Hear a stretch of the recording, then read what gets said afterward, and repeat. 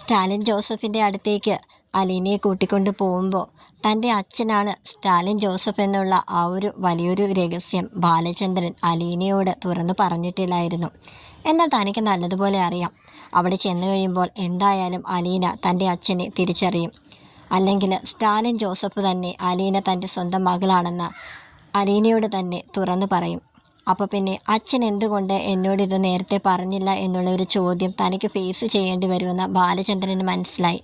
അതുകൊണ്ട് തന്നെ പോകുന്ന വഴിക്ക് കാറ് നിർത്തി ബാലചന്ദ്രൻ അലീനയോട് ആ വലിയൊരു രഹസ്യം പറയുകയാണ്. തുടക്കത്തിൽ തന്നെ ഒരു ക്ഷമാപണം ബാലചന്ദ്രൻ അലീനയോട് ചോദിക്കുന്നുണ്ട്. അലീനയാണെങ്കിൽ എന്തിനാ അച്ഛാ എന്നെ മറ്റൊരു വീട്ടിൽ കൊണ്ടാക്കുന്നതിനാണ് അച്ഛൻ എന്നോട് ക്ഷമ ചോദിക്കുന്നത്? അതിൻ്റെ ഒരാവശ്യമില്ല. അച്ഛനും അമ്മയ്ക്കും രോഹിത്തിനും എല്ലാവർക്കും സുഖമായിട്ട് ആ വീട്ടിൽ ഇനിയുള്ള കാലം മൊത്തം ജീവിക്കണമെന്നുണ്ടെങ്കിൽ ഞാൻ ആ വീട്ടിലുണ്ടാവാനായിട്ട് പാടില്ല. ഞാൻ ആ വീട്ടിലുണ്ടെങ്കിൽ അറിയാമല്ലോ, അമ്മ ഒരിക്കലും ആ വീട്ടിലേക്ക് തിരിച്ചു വരത്തില്ല. അതുകൊണ്ട് തന്നെ ഞാൻ മാറി നിൽക്കുന്നത് തന്നെയാണ് നല്ലത്. അച്ഛൻ തന്നെയല്ലേ അങ്ങനെ ഒരു തീരുമാനം എടുത്തതും.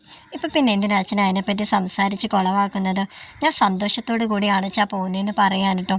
ബാലചന്ദ്രൻ പറയുന്നുണ്ട്, അതൊക്കെ ശരിയാണ്. പക്ഷെ ഞാനിപ്പോൾ ക്ഷമ ചോദിച്ചത് നിന്നിൽ നിന്ന് ഞാനൊരു വലിയൊരു സത്യം മറച്ചു വെച്ച മോളേന്ന് പറയാൻ കേട്ടോ. അലീന ചോദിക്കുന്നുണ്ട്, എന്താണച്ചാന്ന്? ഇതിലും വലിയ രഹസ്യം ഇനിയും ഉണ്ടോ എന്നൊക്കെ ചോദിക്കുന്നുണ്ട് കേട്ടോ. ബാലചന്ദ്രൻ പറയുന്നുണ്ട്, മോക്കൊരു സ്റ്റാലിൻ ജോസഫിനെ ഓർമ്മയുണ്ടോ എന്ന് ചോദിക്കാൻ കേട്ടോ. ആ പിന്നെ അറിയാലോ, അന്ന് നമ്മുടെ വീട്ടിൽ വന്ന ആളല്ലേ, എനിക്ക് നല്ലതുപോലെ ഓർമ്മയുണ്ട്. അന്ന് കോഫിയൊക്കെ ഇട്ട് കൊടുത്തപ്പോൾ കൊള്ളാമെന്നൊക്കെ നല്ല അഭിപ്രായമൊക്കെ പറഞ്ഞതാ. ബാലചന്ദ്രൻ പറയാണ്, ആ സ്റ്റാലിൻ ജോസഫിൻ്റെ അടുത്തേക്കാണ് ഞാൻ നിന്നെ കൂട്ടിക്കൊണ്ട് പോകുന്നത്. അലീന അപ്പോൾ അദ്ദേഹത്തിന് എന്നെ ഇഷ്ടപ്പെട്ടോ? അതാണോ അങ്ങോട്ടേക്ക് എന്നെ ക്ഷണിച്ചത്? ഓ, അതുകൊണ്ടാണോ എന്നെ അച്ഛൻ ആ വീട്ടിലേക്ക് തന്നെ ആക്കാമെന്ന് വിചാരിച്ചത്? ആ, കുഴപ്പമില്ലച്ചാ. ആ വീട്ടിൽ ആരൊക്കെ ഉണ്ടാച്ചാന്നൊക്കെ ഇങ്ങനെ തിരക്കാണ്.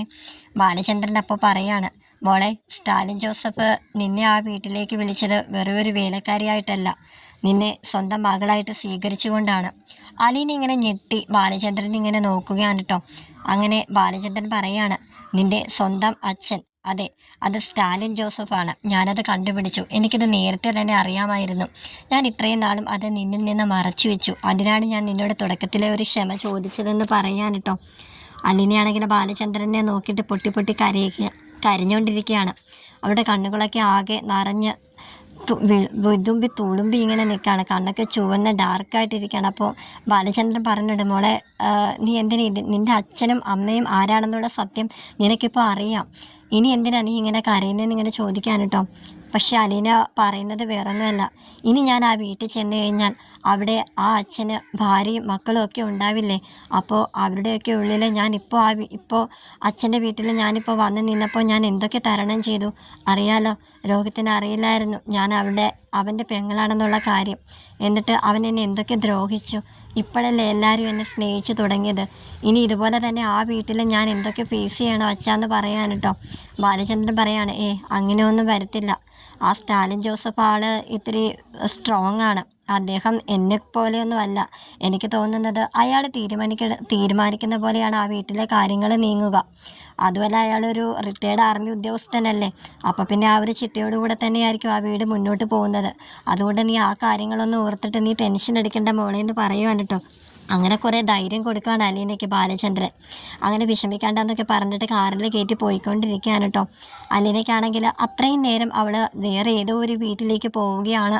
അവിടെ ഇനി മനസ്സമാധാനത്തോടെ ജീവിക്കാം. എല്ലാവരെയും വിട്ട് പിരിയുന്നതിൽ അവൾക്ക് വിഷമം ഉണ്ടെങ്കിൽ കൂടിയും മറ്റൊരു വീട്ടിലേക്കല്ലേ പോകുന്നത്. അതുകൊണ്ട് അവിടെ തൻ്റെ സ്വന്തക്കാരും ബന്ധുക്കാരും ആരും ഇല്ലല്ലോ.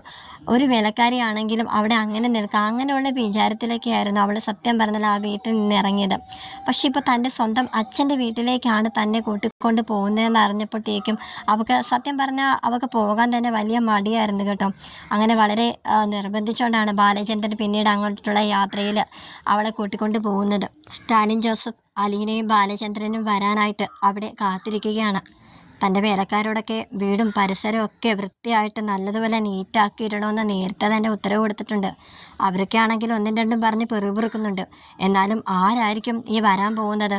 ആ, സാറ് പറഞ്ഞത് അന്ന് വന്ന ബാലചന്ദ്രൻ ഒരു പെൺകുട്ടിയും കൂട്ടിക്കൊണ്ട് വരുന്നുണ്ടെന്നല്ലേ.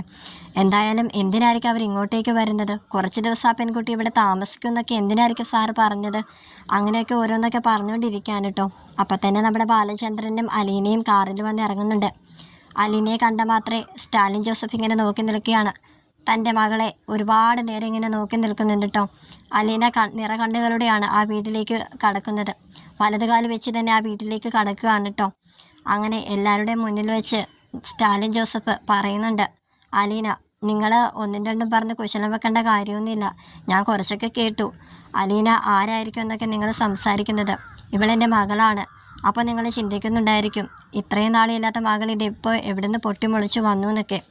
അതെ, ഇനിയുള്ള കാര്യങ്ങളൊക്കെ വരും ദിവസങ്ങളിൽ ഞാൻ പറയാം. ഇപ്പം നിങ്ങളുടെ ജോലി നോക്കി അങ്ങോട്ട് പോയിക്കോളൂ എന്ന് പറയാൻ കേട്ടോ. അങ്ങനെ ബാലചന്ദ്രനും അലീനയ്ക്കും സൽക്കാല വിരുന്നുകൾ നടത്തിക്കൊണ്ടിരിക്കുകയാണ്. ബാലചന്ദ്രൻ ഒരുപാട് നിർബന്ധിച്ചാണ് കേട്ടോ കാപ്പിയൊക്കെ കുടിക്കാനിരിക്കുന്നത്.